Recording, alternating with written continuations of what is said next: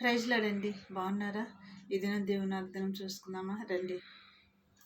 నీవే శ్రావసదనము, నీవే శాంతివదనము, నీ దివి సంపద నన్నే చేరగా, నా ప్రతి ప్రార్థన నీవే తీర్చగా, నా ప్రతి స్పందనే ఈ ఆరాధన, నా హృదయార్పణే నీకే యేసయ్యా, నీవే శ్రావసదనము.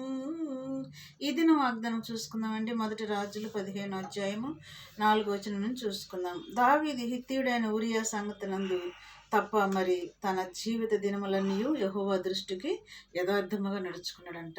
ఎవరు? దావీదు భక్తుడు దేవుని దృష్టికి యథార్థపరుడుగా యథార్థంగా నడుచుకున్నాడంట.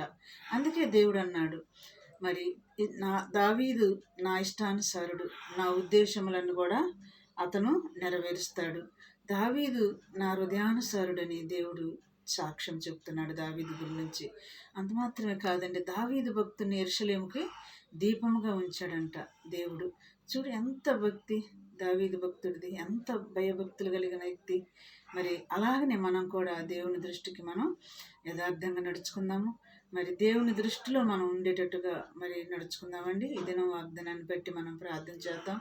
దావీదు నా ఇష్టానుసారుడు, అతను నా ఉద్దేశములన్నీ కూడా నెరవేరుతాడని దేవుడు చెప్తున్నాడు ఇక్కడ సాక్ష్యము. మరి అలాగ మన దావీదు భక్తుల మనం కూడా అంత భక్తి భయం కలిగి నడుచుకోవడానికి మనం కూడా సిద్ధపడదాం. ఈ దినం వాగ్దానాన్ని బట్టి ప్రార్థన చేద్దాం. స్తోత్రములు ప్రభువా, నీకే వందనాలు ప్రభువా. అయా మరి ఈ సమయంలో తండ్రి నాయన ప్రభా, దావీదు భక్తుని వలె యథార్థముగా నీతిగా న్యాయము నడుచుకోవడానికి నీ కృప దయచేసి, ఇటు వాగ్దానాన్ని బట్టి మేమందరం కూడా నీ రాకడకు సిద్ధపాటు కలిగి ఉండడానికి నీ కృప దయచేయమని నజరేయుడైన యేసుక్రీస్తు నామములో అడిగి వేడుకుంటున్నాను తండ్రి. ఆమేన్. God bless you.